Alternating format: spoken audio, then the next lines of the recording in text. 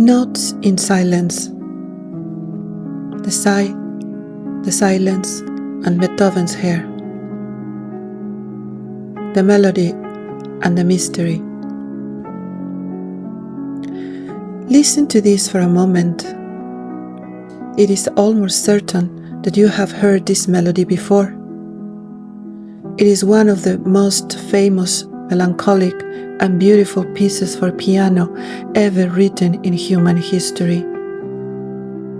But have you ever wondered what is it creator was feeling at the exact instant his fingers touched those keys for the first time?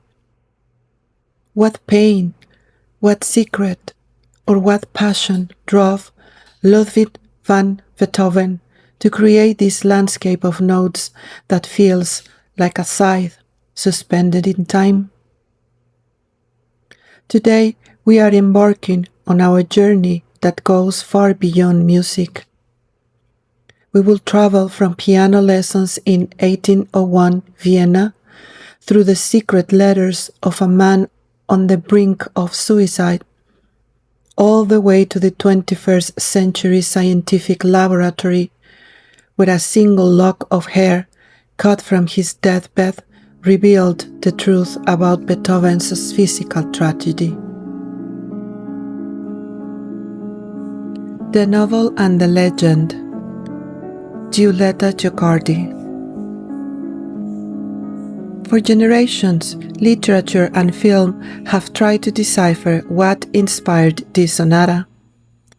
If you have ever flipped through a historical fiction novel set in the early 19th century Vienna, you have likely read about the passionate romance between Ludwig van Beethoven and his young piano student, Countess Giulietta Giocardi. Literature often portrays Giulietta as the ultimate muse, a 17-year-old girl who arrives at the great master's quarters. Fiction paints the perfect scene: shared glances across the keyboard, the strict teacher's sudden softening, and the birth of a love forbidden by the strict social classes of the era. And while it sounds like a lovely novel plot, historical reality was far more complex. Beethoven hated giving piano lessons. He claimed it stole precious time from composing, except when the student was Giulietta. She entered his life during a dark period. In a personal letter to his friend Franz Wegler, Beethoven confessed, "An enchanting change has brought back my joy in life. This change was brought about by the magic of a dear girl who loves me and whom I love." However, the dream was short-lived. Giulietta belonged to the high Austrian aristocracy. To her family, a musician, no matter how brilliant, was not an acceptable suitor. Pressured by her family, Giulietta ended up marrying a count of her own social status. Beethoven was heartbroken. He titled this piece Sonata Quasi una Fantasia and dedicated it to her. Years after his death, a critic would nickname it the Moonlight Sonata. But the sad notes of this first movement were not just for an impossible love. They were for something far more terrifying.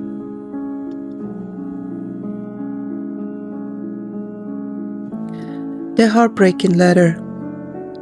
The Heiligenstadt Testament. While grieving for Giulietta, Beethoven was hiding a devastating secret in his chest. He was going deaf. A 30-year-old Europe's greatest musical genius felt a constant ringing extinguishing the sound of the world around him. Terrified of rumors and the end of his career, he isolated himself in the small town of Heiligenstadt. There, in October 1802, at the edge of despair, he wrote a letter to his brothers Karl and Johann, a letter he never sent, which was found hidden in a secret drawer after his death. Listen to the exact words Beethoven wrote in that document, known today as the Heiligenstadt Testament. O ye men who think or say that I am malevolent, stubborn, or misanthropic, how greatly do ye wrong me. Do you not know the secret cause of what seems so to you? For 6 years I have been a victim of a dreadful condition.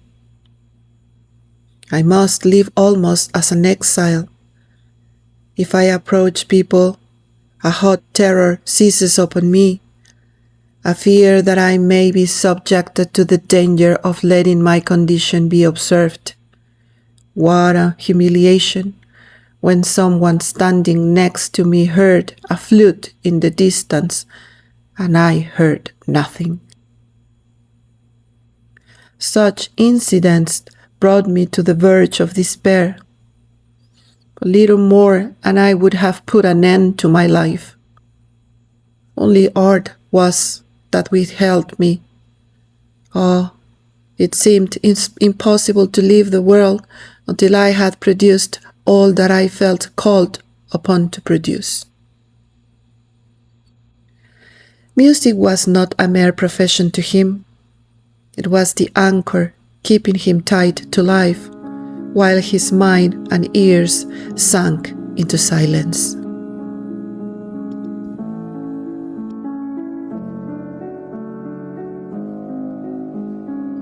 The journey of the lock of hair and science.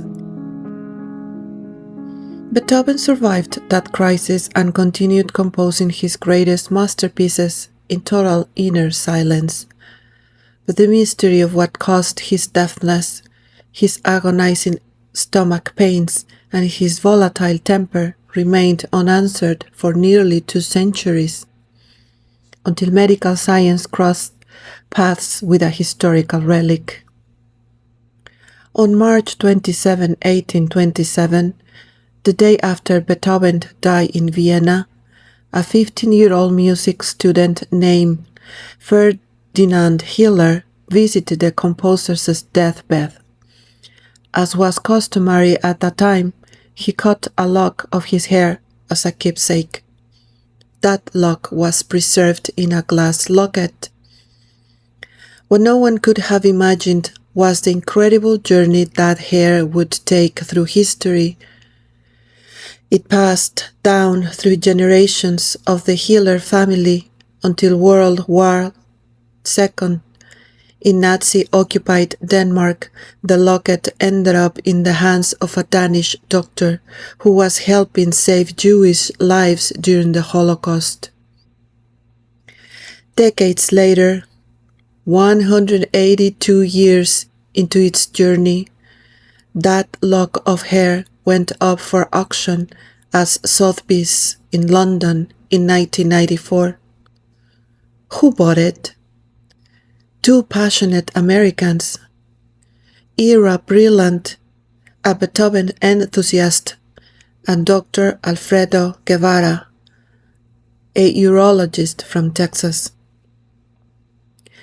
Guevara and Brillant did not want the hair just to put it on display.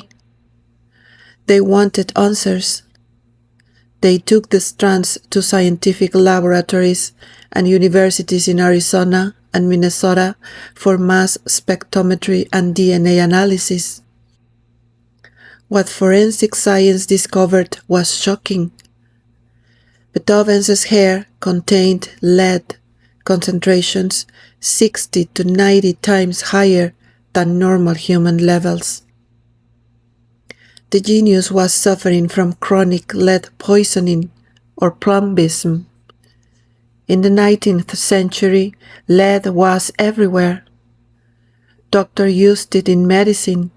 Wine corks were sealed with lead, and cheap wine was sweetened with lead acetate. This silent poison destroyed his digestive system, altered his nervous system, fueled his irascible temperament, and progressively destroyed his auditory nerve.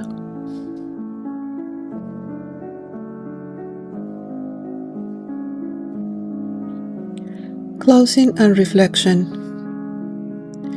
Thanks to the journey of that lock of hair across wars and continents, and thanks to the letters he kept in his desk, we can finally understand the man behind the myth.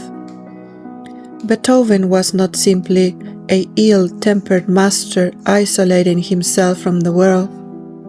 He was a human being enduring daily physical martyrdom, fighting the poisoning of his body and the loss of his hearing, while refusing to give up so he could gift the world with the beauty still playing inside his mind. The next time you listen to the Moonlight Sonata, you won't just hear a romantic novel plot. You will hear the resilience of a genius who turned his pain into the most immortal music ever written.